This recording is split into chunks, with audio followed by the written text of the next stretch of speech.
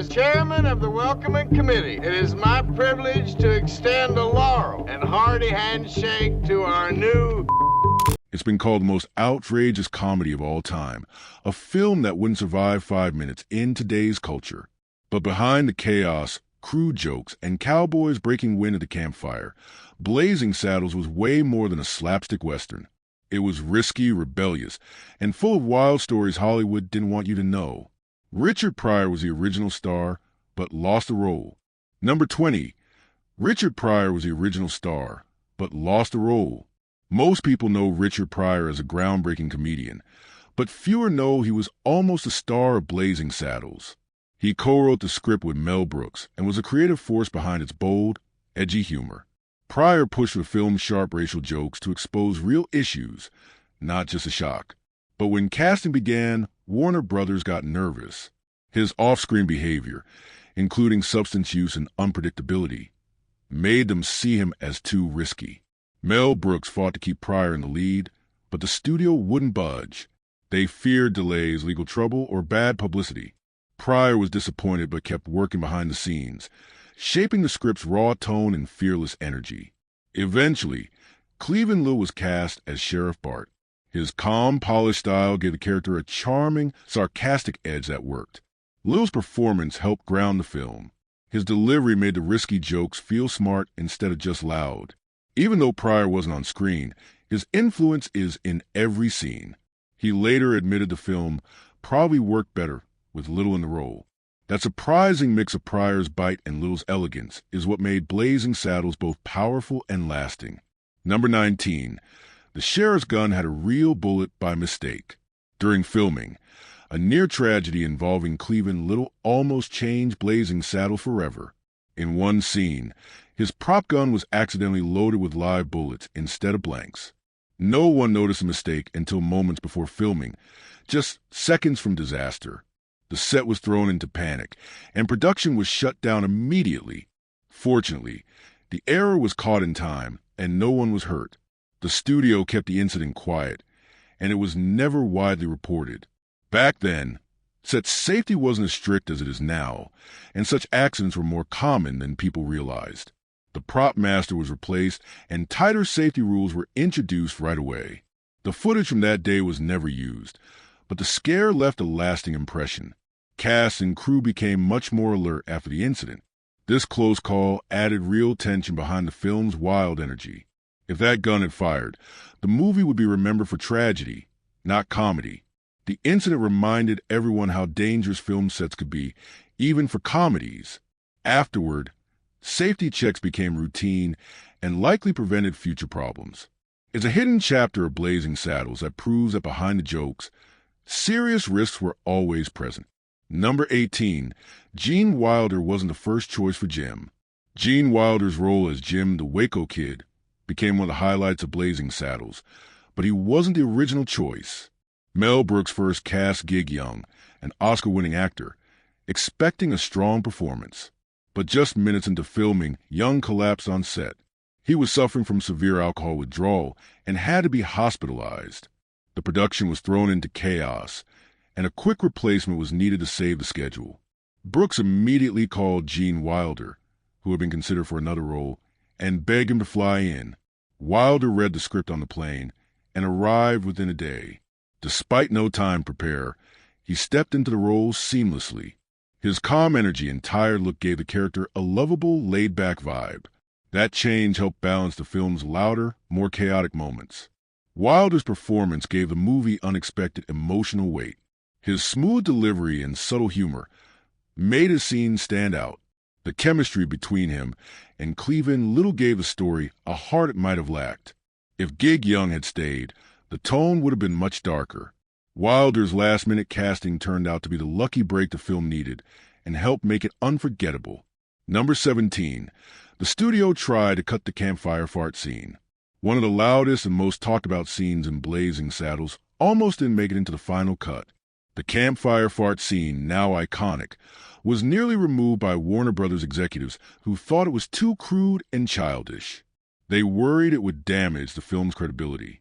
But Mel Brooks fought hard to keep it in, believing it was exactly the kind of ridiculous humor the movie needed. To him, It was a parody of the overly serious cowboy. Films that treated Western heroes like flawless legends. The scene flipped the script. Instead of cowboys sharing deep stories or big plans, they sat around eating beans and farting like real people might. That unexpected shift made it funny. It wasn't meant to be classy. It was meant to be honest in a ridiculous way. It mocked the fake, polished image that old Westerns tried to sell. Brooks knew the scene would be memorable. He pushed back until the studio agreed, and when the movie was released, audiences loved it. That moment became one of the most quoted scenes in comedy history. It reminded people that the characters weren't perfect. They were human, flawed, and funny. That silly joke helped make Blazing Saddles legendary. Gene Wilder almost said no to Blazing Saddles until one strange phone call changed movie history forever. Number 16. The title Blazing Saddles was a last-minute change. When you hear Blazing Saddles, it's hard to imagine the film being called anything else. But that wasn't the original plan. Early drafts had titles like Tex-Ex, a clever spin on Malcolm X's name, blending civil rights themes with cowboy tropes. Another working title was Black Bart, named after the main character. Both names were bold, but neither had the quirky punch the filmmakers wanted. Then, during a late-night writing session, someone threw out Blazing Saddles. It didn't have a deep meaning or a direct connection to the plot, but it sounded wild, fast, and chaotic, just like the movie. The team liked its energy and randomness. It stuck because it felt fun, unpredictable, and hard to ignore. That oddball title worked in the film's favor. It didn't spoil anything, but it drew people in with its mystery.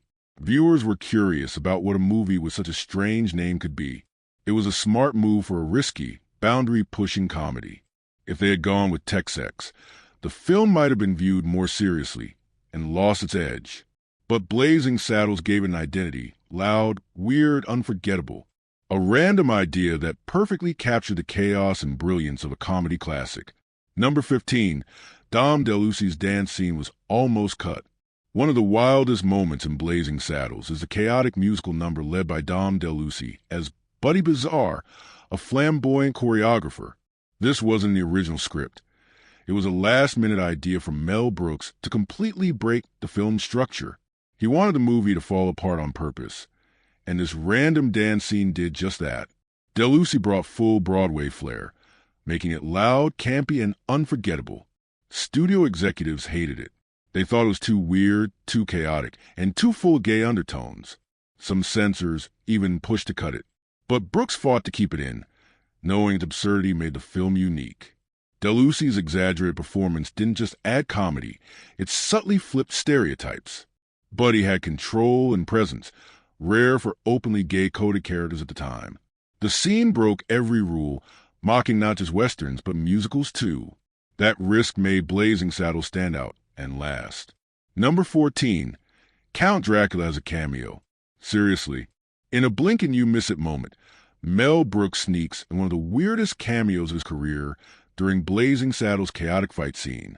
As the brawl spills into other movie sets, Count Dracula briefly appears in the background, played by Brooks himself. This wasn't just a random costume joke. It was a hidden teaser for his next film, Young Frankenstein. At the time, Brooks was already planning Young Frankenstein while finishing Blazing Saddles. So he used this wild scene to drop a subtle Easter egg for sharp-eyed fans. The cameo lasts only a second, and most viewers miss it during their first watch. But once spotted, it becomes a fun hidden detail that rewards repeat viewings. This Dracula moment reflects how interconnected Brooks' films really are. He liked dropping odd references across genres, blending westerns, horror, musicals, and satire into his own comedy universe. Dracula didn't belong in a western, and that was the joke. It symbolized the movie's total disregard for rules. What makes it even more impressive is the timing. Brooks was juggling two major films at once, and this little cameo was like a message. Get ready. There's more madness coming. It's a blink of chaos that hints at brilliance just around the corner. The set was literally torn down. Number 13. The set was literally torn down during filming. One of the most outrageous moments in Blazing Saddles is when a film breaks the fourth wall and spills into another movie entirely. Characters crash through fake Western sets, and into a musical on a neighboring soundstage. But here's the twist. Some of the destruction wasn't staged. Real Warner Brothers backlit buildings were demolished, not just props. Mel Brooks wanted the movie to eat itself, fiction and reality blending into pure chaos. The result was unpredictable. Crew members later said the shoot spiraled into real mayhem, with actors improvising fights and movements because there was no clear plan. Brooks embraced the chaos, using it to fuel the finale's raw energy. It wasn't clean or polished. It was alive. Symbolically, the destruction was a goodbye to old Hollywood. Brooks wasn't just mocking Westerns. He was tearing down the whole system. That wild ending made it clear. Blazing Saddles had no rules. And that's what made it powerful. It was almost rated X number 12. It was almost rated X. Blazing Saddles pushed every boundary the censors had in the 1970s. With racial slurs, crude jokes, and bold innuendos. It risked getting an X rating. Mel Brooks didn't want that. It would kill the film's box office. So he trimmed scenes and argued with the MPAA for weeks. In the end, they gave it a PG rating, not because it was clean, but because it didn't fit any existing mold. The film had the tone of a raunchy adult comedy, but lacked graphic violence or sex. That confused the rating board. They didn't know whether to be offended or laugh, and that worked in Brooks' favor. At the time, PG was broader. PG-13 didn't exist yet, so the film slipped through a loophole. This odd rating let the film reach a wider audience and help reshape how comedy was judged. It proved that satire could be sharp, outrageous, and still marketable. And that made Blazing Saddles legendary. They hated it so much they tried to bury it, until laughter roared back louder than expected. There's a real line, number 11. There's a real line that was improvised by a horse during one of the wild fight scenes in Blazing Saddles. Something unplanned stole the show. A horse acted. An actor pretends to punch the animal, and right on cue, the horse rears back, whinnies, and collapses perfectly, as if it understood the scene. The crew froze in shock. It wasn't trained for that. It just reacted naturally, and the result was so flawless they kept it in the final cut. The reaction was so on point, animal handlers called it one of the best live responses they'd seen. In a film with a tight budget and no CGI, moments like this were gold. Every shot had to work on the first take, and this one did better than expected. That spontaneous reaction added real chaos and humor to the scene. Even fans noted how the horse's response looked more natural than some of the actors. It was a weird, perfect accident, proof that in Blazing Saddles, even the animals were in on the joke. Hedley Lamarr, number 10. Hedley Lamarr almost got sued by Hedy Lamarr, the villain in Blazing Saddles. Hedley Lamarr had a name that closely resembled that of 1940 screen legend Hedy Lamarr, and she wasn't amused. Believing the film used her name without permission, Hedy sued Mel Brooks and the studio for defamation and misuse of identity.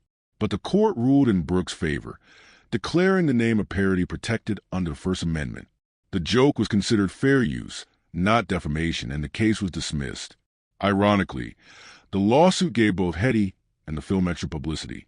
Brooks later admitted the name was intentional, chosen because it sounded funny and added absurdity to the character.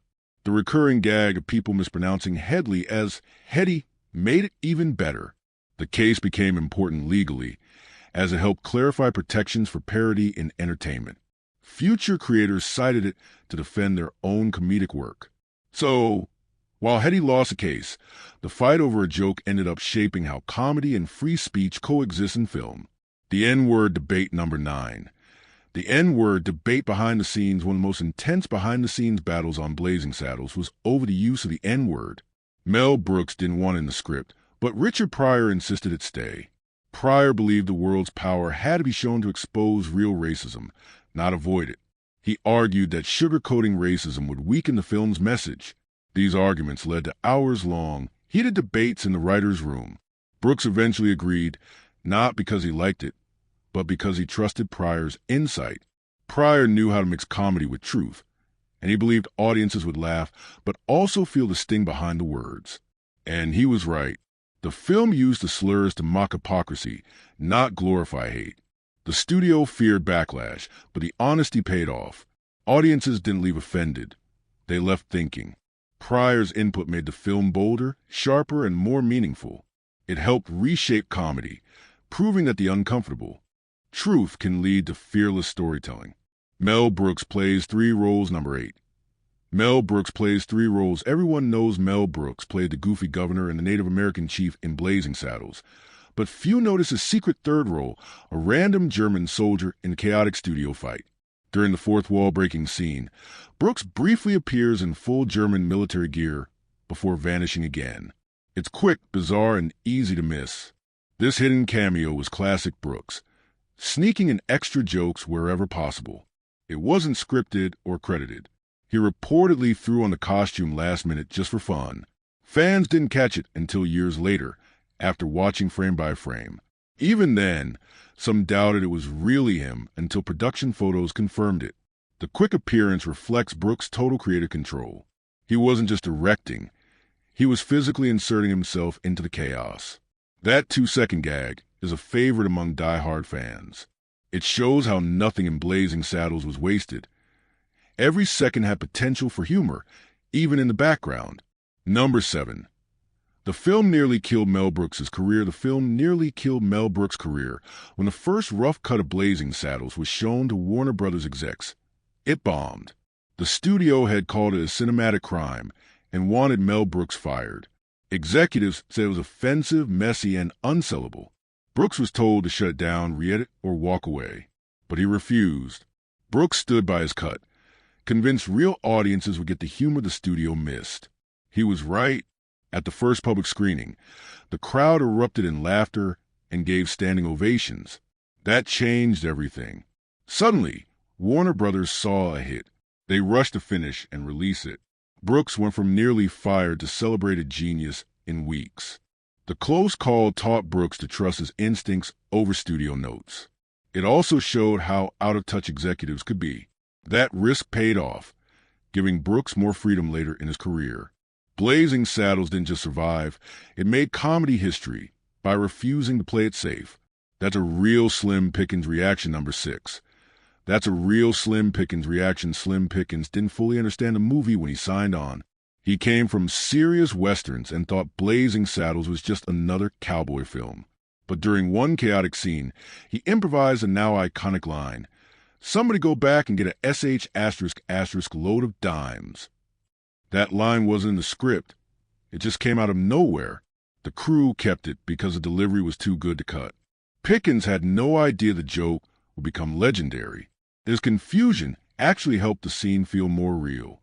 Brooks loved actors who reacted naturally instead of forcing comedy.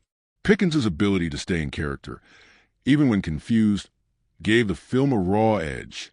It was a rare mix of instinct and timing that added to the movie's impact. The toll booth gag that prompted the line was itself a jab at how absurd Western movie logic could be. Placing a toll booth in the middle of a desert made no sense, and that was the point. But Pickens treated the scene like it was dead serious, which made it even funnier. His grounded reaction sold the ridiculousness perfectly. Sometimes, not being in on the joke made the joke better.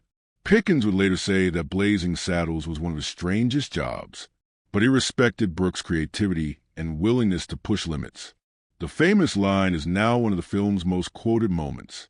It happened on the fly, in a moment of confusion, and it helped make Pickens a fan favorite for a whole new generation. The fake town was actually functional. Number 5. The fake town was actually functional. The fake Western town built for Blazing Saddles wasn't just a movie set. It had running water, real plumbing, and even functioning doors and saloons. Brooks insisted the town felt real, even though the story itself was pure parody.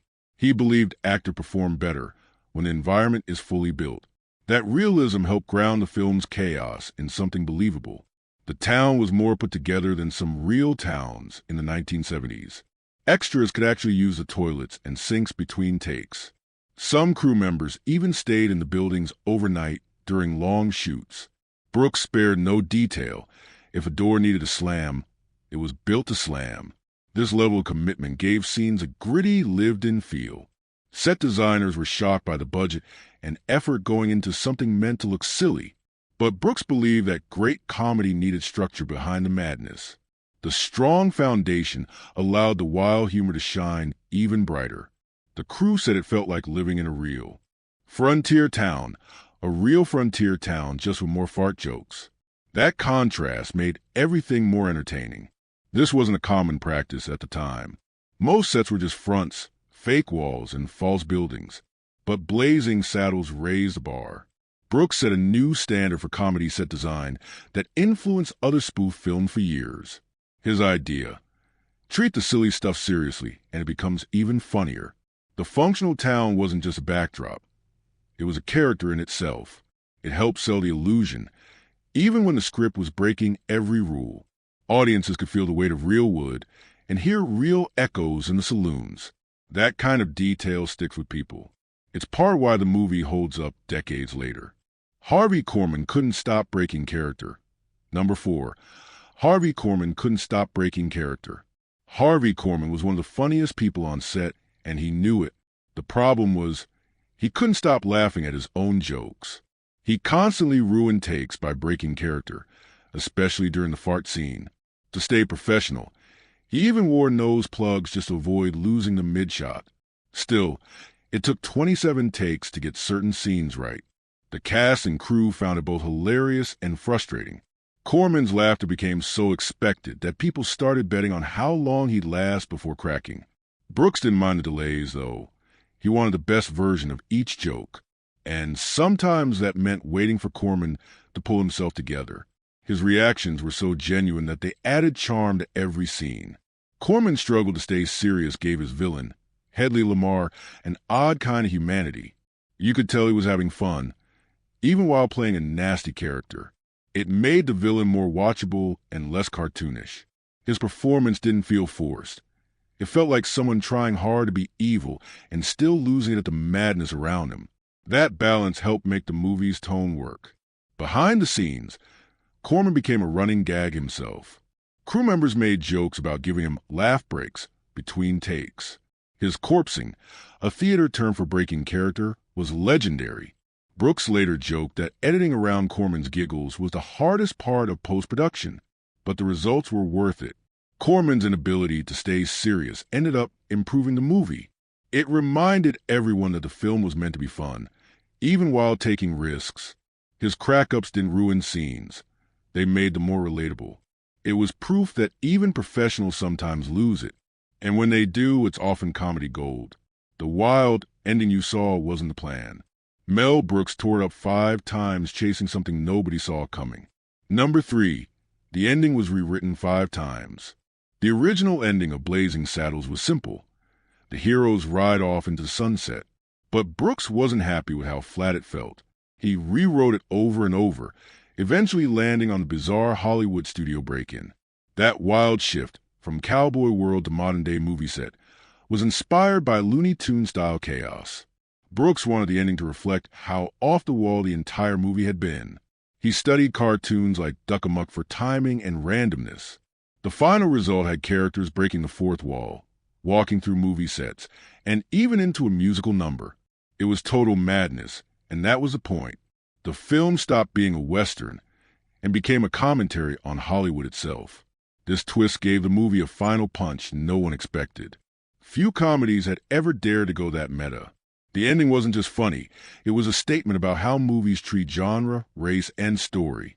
Brooks was mocking Hollywood's fake rules by letting his characters crash through them.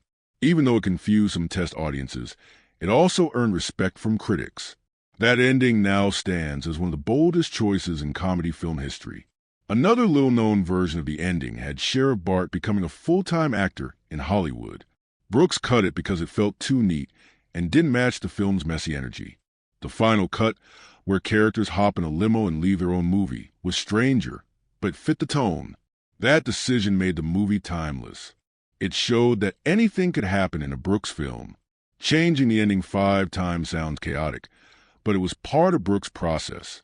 He believed comedy should surprise, even at the last second. Instead of settling for something expected, he gambled on absurdity. That gamble paid off, turning a fun spoof into something more clever. It's one of the many reasons Blazing Saddles is still being talked about today. It premiered in a town where it was banned. Number 2, it premiered in a town where it was banned. When Blazing Saddles came out, Not everyone was ready for it. In a Texas town called Amarillo, a local theater refused to show the film. Leaders said it was too vulgar and offensive, especially with its take on racism. Locals protested in cowboy outfits, forming human walls to block screenings. The film was banned there for years. Warner Brothers didn't forget. A decade later, they chose that exact town for a surprise anniversary premiere. This time, people lined up to see the film that once caused a stir.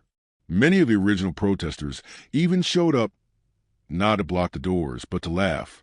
The movie had aged, and so had public opinion. That event became a strange celebration of freedom and forgiveness. The premiere was covered in newspapers, making a kind of victory lap for Mel Brooks. By returning to the town that once rejected it, the film completed a cultural circle. What was once too much had become classic satire. It showed how public views on comedy and race had shifted over time. Few comedies have ever done something similar. Most just disappear when they cause controversy. Blazing Saddles leaned into the backlash, and decades later, flipped it into a proud moment. It's now part of the movie's legacy, banned then embraced. That premiere proved that satire, even when uncomfortable, can stand the test of time. The moment added to the film's reputation as more than just a funny movie. It became a case study in how media and culture evolve. That banned town premiere wasn't just for laughs. It marked a turning point. It helped the film gain a deeper place in movie history. Even the places that once shut it out now celebrate it. The whole film was a political Trojan horse. Number one. The whole film was a political Trojan horse.